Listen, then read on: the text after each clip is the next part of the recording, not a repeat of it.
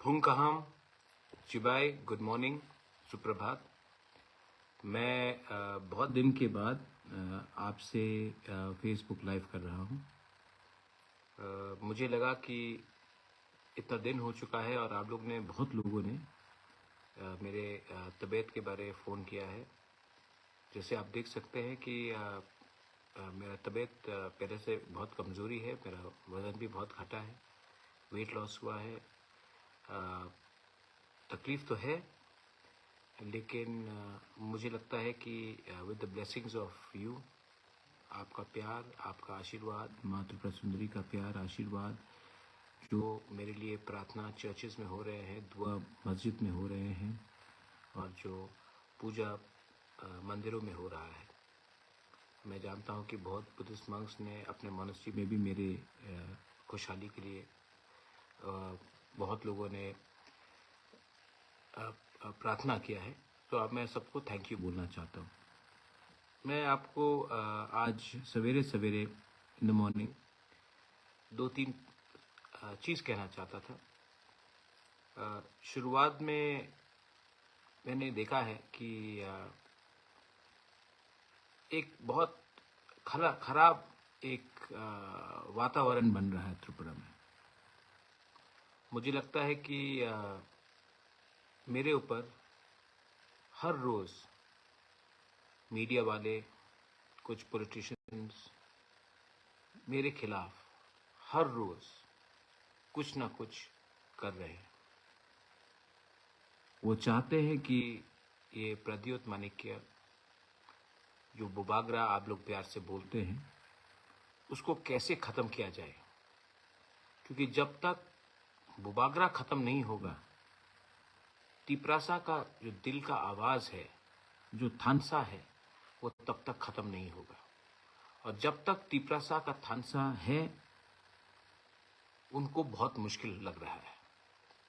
तो उनको लगता है कि अगर मुझे ख़त्म करोगे तो तिप्रासा का दिल टूटेगा, तिप्रासा का थानसा टूटेगा, और अगर तिप्रासा का थानसा टूटा तो आने वाले दिन में उनका भविष्य तिप्रासा का भविष्य से ज़्यादा अच्छा होगा।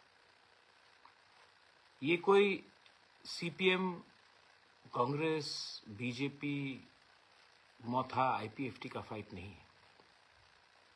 ये फाइट है कि आने वाले 15-20 साल में कौन ज़्यादा नौकरी ले, कौन ज़्यादा पैसा कमाए, कौन के पास कंट्रोल हो, कौन के पास पूरा एक सिस्टम हाथ में रहे, जो आने वाले दिन में अपने भविष्य को सुरक्षित कर सके। अगर बुबागरा रहा तो ये पावर तिप्रासा के हाथ में रहेगा। अगर बुबागरा नहीं रहा तो ये लोग मैनिपुलेट कर सकते हैं। इसी के लिए ये गेम प्लान चला जा रहा है, क्योंकि मैंने देखा है कि त्रिपुरा में इनको स्ट्रॉन्ग लीडर नहीं चाहिए। त्रिपुरा में इनको एक ऐसा लीडर चाहिए जो हाँ में हाँ बताए, मिलाए। त्रिपुरा में इनको ऐसा लीडर चाहिए, जब सीबीएसई का एग्ज़ाम्स हो रहा हो और हमें बोला जाएगा कि बांग्ला में लिखो, तो जनजाति मोर्चा चुप रहेगा। त्रिपुरा में इनको ऐसा लीडर चाहिए जो महाराजा वीर विक्रम एयरपोर्ट में अनाउंसमेंट कॉकबोरक में ना हो, सिर्फ बांग्ला, हिंदी और इंग्लिश में हो और आवाज़ नहीं उठाए, ऐसा लीडर चाहिए।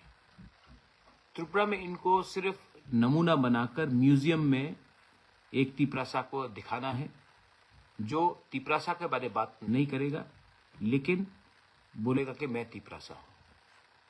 इलेक्शन के टाइम आसाम के मुख्यमंत्री आए, हेमंत बिश्व शर्मा, उनसे बात होते रहता है मेरा, और उन्होंने कहा कि मैंने खुद सुना कि हम मैक्सिमम ऑटोनॉमी देना चाहते हैं।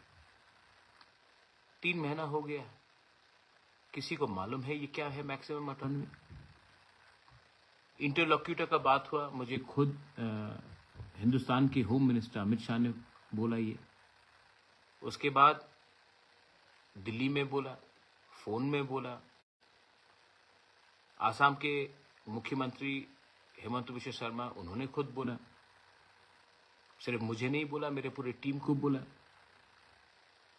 उसके बाद मेरे टीम में उस दिन ऋषिकेतु था, अनिमेश देव वर्मा था, विश्वजीत कोलॉय था,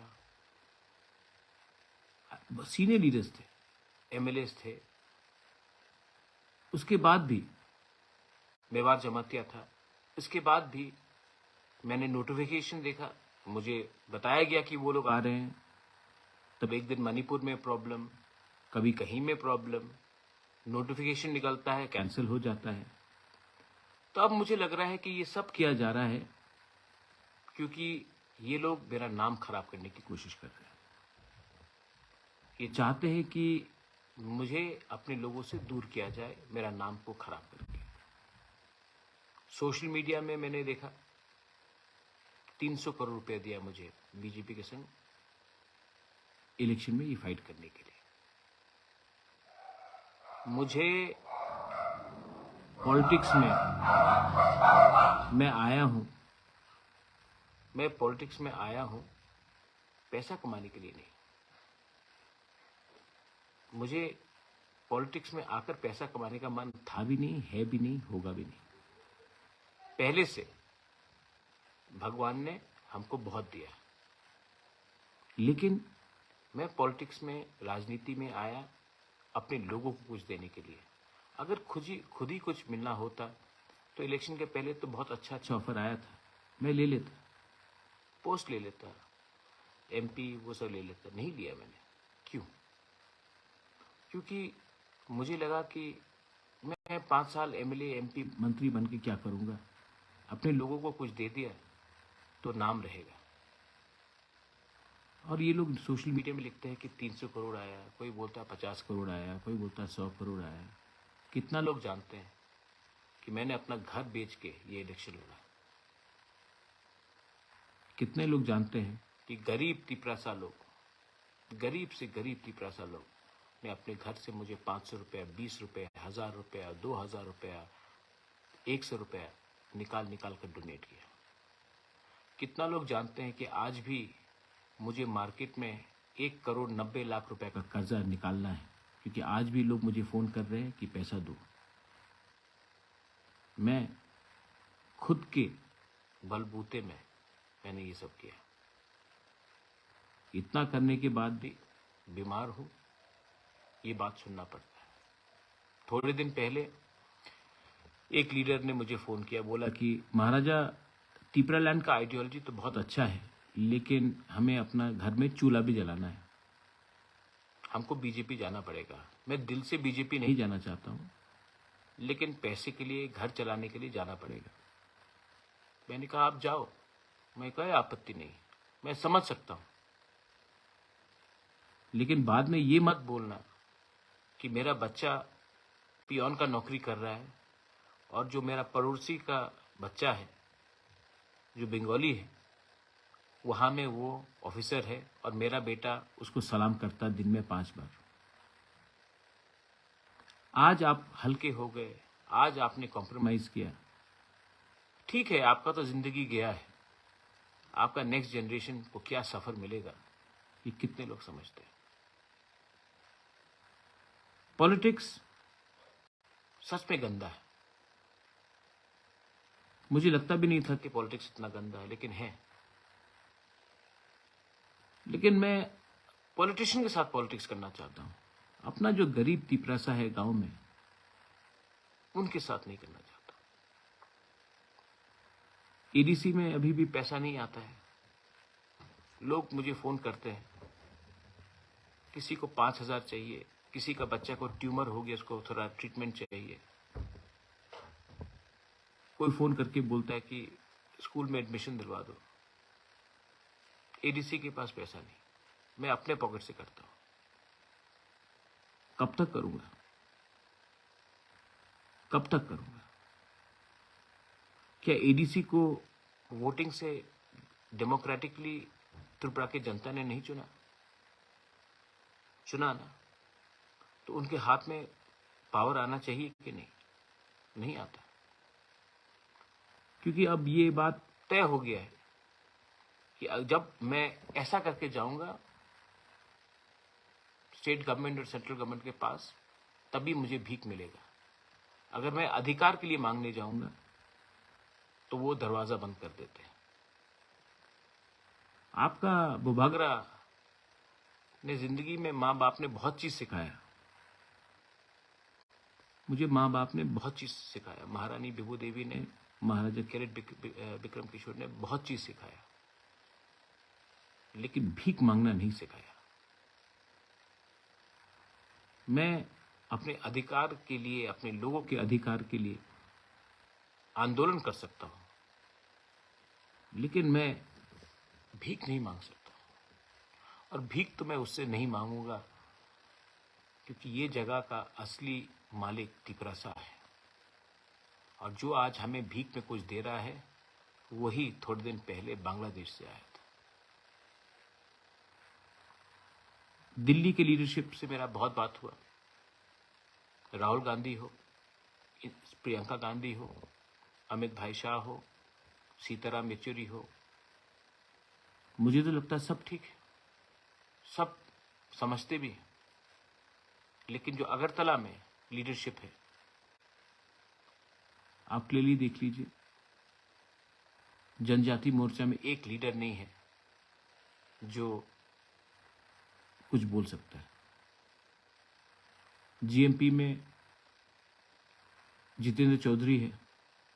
सब लोग बोलते कि मैंने अलायंस, ये बात बहुत इंपॉर्टेंट है, मैंने अलायंस सीपीएम का संग किया जितेंद्र चौधरी के खिलाफ कैंडिडेट नहीं देके। नहीं, जितेंद्र बाबू भी जानते हैं। मैंने जितेंद्र बाबू को के खिलाफ कैंडिडेट नहीं दिया क्योंकि मैं चाहता था कि असेंबली में 20 नहीं 21 तिपरासा एमएलएस हो। इनफैक्ट मैंने जितेंद्र बाबू को और एक चीज कहा था आपको, मैंने कहा था कि आप राधाचरण को जनरल एरिया से लड़ाइए जहां पे तिपरासा का पॉपुलेशन ज्यादा है, हम वहां में भी बैक कर देंगे। हम आपकी पार्टी को बैकिंग नहीं करेंगे, लेकिन आपके एमएलए जो हमारे जाति से है, हम उनको बैक करेंगे। तो सबने कहा क्यों? तो मैंने कहा शिवसेना तो एनडीए में था। जब प्रतिभा पाटिल कांग्रेस का राष्ट्रपति का उसका जब नाम आया, तो बाला साहब ठाकरे ने कहा पार्टी का ऐसी के तैसी, प्रतिभा पाटिल महाराष्ट्रन है, मैं मराठी मानुस हूं, मैं सपोर्ट करूंगा। किसी ने तो उसको नहीं बोला कि ये अलायंस कर रहा है, ये कम्युनल है। जब प्रणब मुखर्जी का नाम आया एज प्रेसिडेंट, ममता बनर्जी उस समय कांग्रेस के खिलाफ लड़ रही थी, एकदम नहीं थे। लेकिन ममता बनर्जी ने क्या बोला कि प्रणब बाबू আমার বাঙালি মানুষ, আমি ওনার সমর্থন করব। আমি জানি না कि উনি कांग्रेस আছে নাকি আলাদা দল, আমার সমর্থন ওনার সঙ্গে থাকবে। और ममता बनर्जी टीएमसी ने प्रणब मुखर्जी को सपोर्ट किया। किसी ने कहा कि वो बंगाली पॉलिटिक्स कर रहा था, नहीं, वो अपने कम्युनिटी के लिए, अपने रीजन के लिए, अपने गर्व के लिए बात कर रहा था। तो मैंने यही चीज जितेंद्र बाबू के साथ की। आज मैंने देखा है कि मेरे ऊपर भी वहीं से अटैक आता है। मैं क्या सोच के त्रिपुरा में अपने लोगों को हेल्प करना चाहता हूं, और लोग क्या सोचते हैं।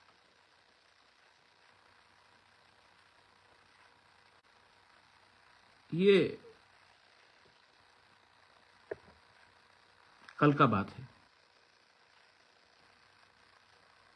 बीजेपी का स्टेट प्लेनरी मीटिंग हुआ, वहां में उनके टॉप लीडर्स ने एक बात कहा कि अब से प्रद्योत माणिक्य को महाराजा ना बुलाया जाए, उनको प्रद्योत बुलाया जाए, बुबागरा ना बुलाया जाए, प्रद्योत बुलाया जाए। पहला बात है कि ये आपका इंटरनल पार्टी का मीटिंग है, संगठन का मीटिंग है।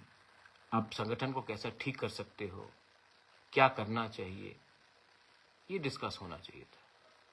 किसी के पर्सनल लाइफ में उनको क्या बोला जाए, क्या ना बोला जाए, ये ठीक नहीं लगता। और मेरे जनजाति लीडर्स जो वहां में बैठे थे, वो चुप रहे, एक शब्द नहीं बोला। तो ठीक है, आज से आप मुझे प्रद्योत बोलकर बुलाइए, मेरे माँ को विभूत बुला के बुलाइए, बेइज्जत कीजिए, मुझे कोई प्रॉब्लम नहीं। मैंने कभी भी नहीं कहा कि आप मुझे महाराजा बुलाओ, मैंने कभी डिमांड नहीं किया, क्योंकि मैं जानता हूं बुबागरा प्रद्योत टिपरासा के दिल के अंदर है, और जो लोग को इससे आपत्ति है वो ये बात नहीं समझ पाएंगे, क्योंकि मैंने अपना खून, अपना जान दिया है अपने लोगों के लिए। बेइज्जती आप कितने बार करोगे? आपने राज्य का बेइज्जती किया, आपने हमारा माता त्रिपुरा सुंदरी मंदिर को तोड़ दिया, वो बेइज्जती हुआ। उजैंता पैलेस के सामने सेल्फी पॉइंट लगा दिया। उजैंता पैलेस के सामने में एक महाराजा का स्टैचू नहीं है, अस्तबल को हटाकर विवेकानंद कर दिया, नीर महल ले लिया। आज सीबीएसई एग्जाम्स में हमारा यंग जनरेशन को एग्जाम लिखना है तो आप लोग बोलते हैं कि बांग्ला में ही लिख तो होवे। थोड़ा सीखना चाहिए आपको। एक व्यक्ति को आप पुश करते करते करते करते करते ऐसा जगह में पहुंच जाओगे जब वो और पीछे जा नहीं सकेगा, तब वो फाइट बैक करेगा।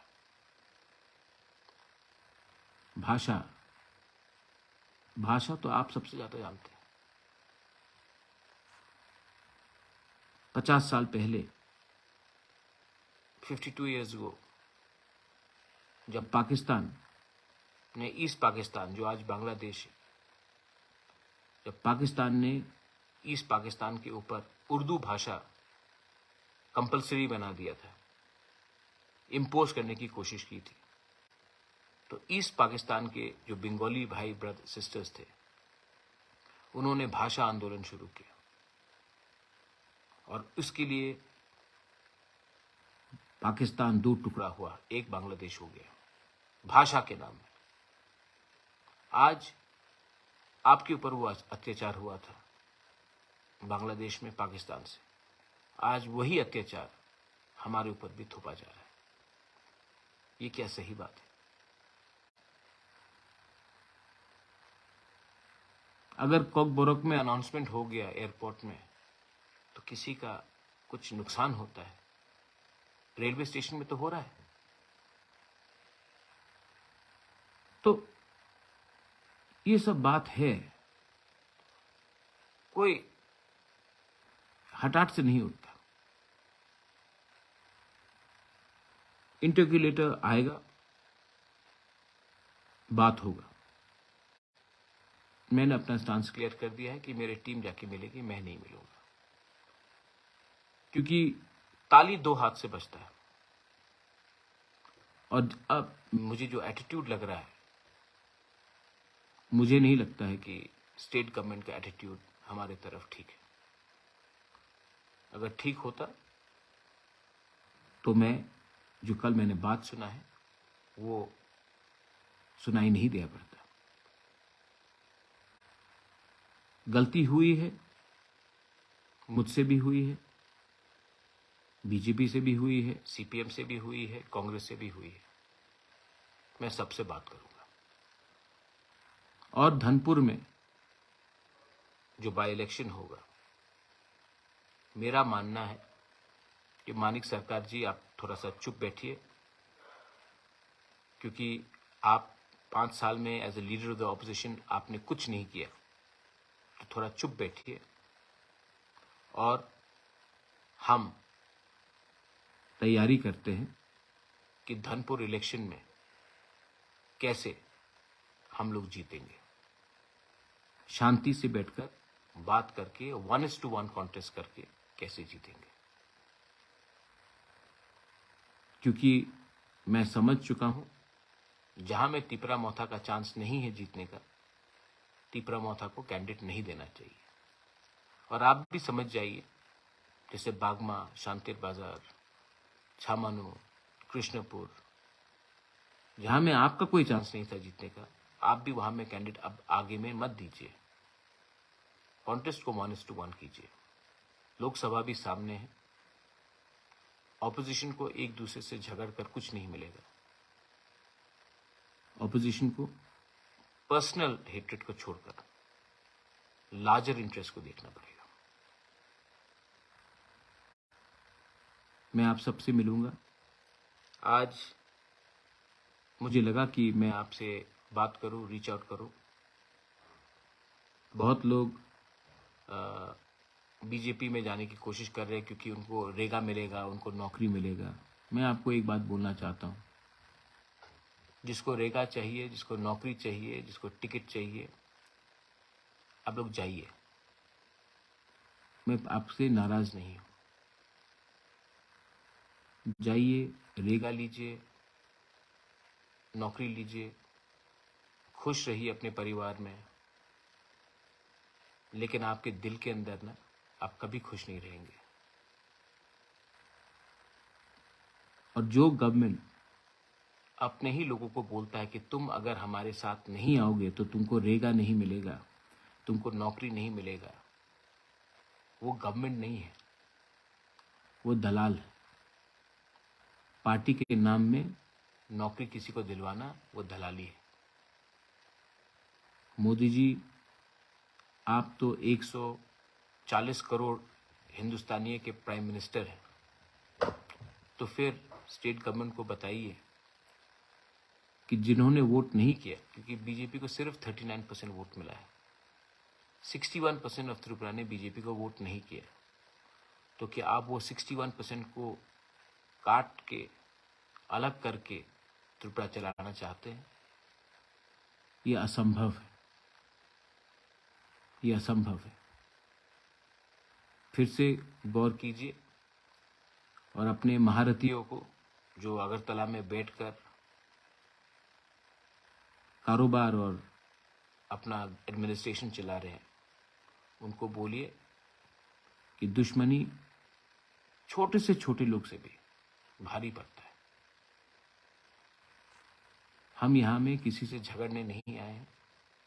हमारा डिमांड ग्रेटर त्रिपुरा लैंड का with in the constitutional framework, constitutional solution greater Tripura land का है। और मैं आपको बोल रहा हूं कि ये डिमांड कहीं भी जाने वाला नहीं है।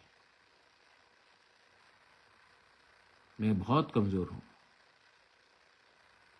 डॉक्टर ने बहुत चीज किया है कि मत करो, वो नहीं करो। I am very tired. लेकिन जब मेरा आखिरी सांस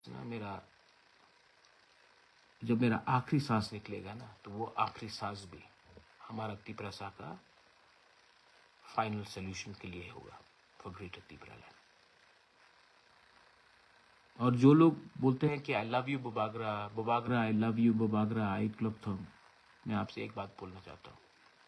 पिछले 4 महीने में हर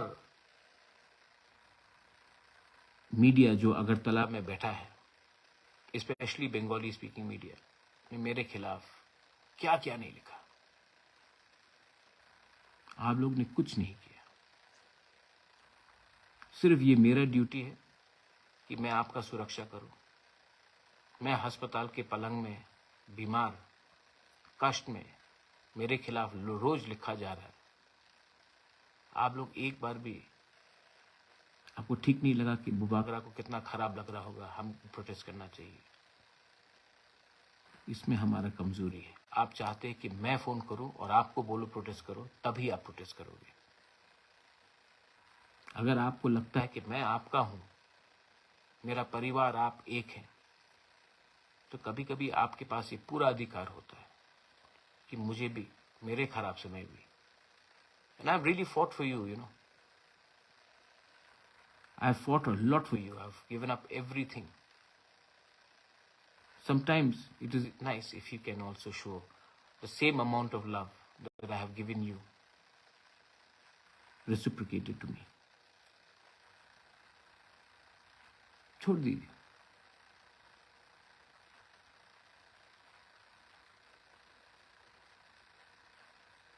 आज दिल से मैंने बात किया। टाइगर जिंदा है और जो टाइगर बीमार है ना, वो ज्यादा डेंजरस होता है। अब मैं देखूंगा,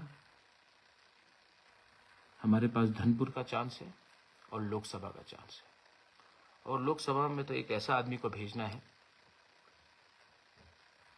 जो पार्लियामेंट को हिला दे। एक ऐसा आदमी को भेजना है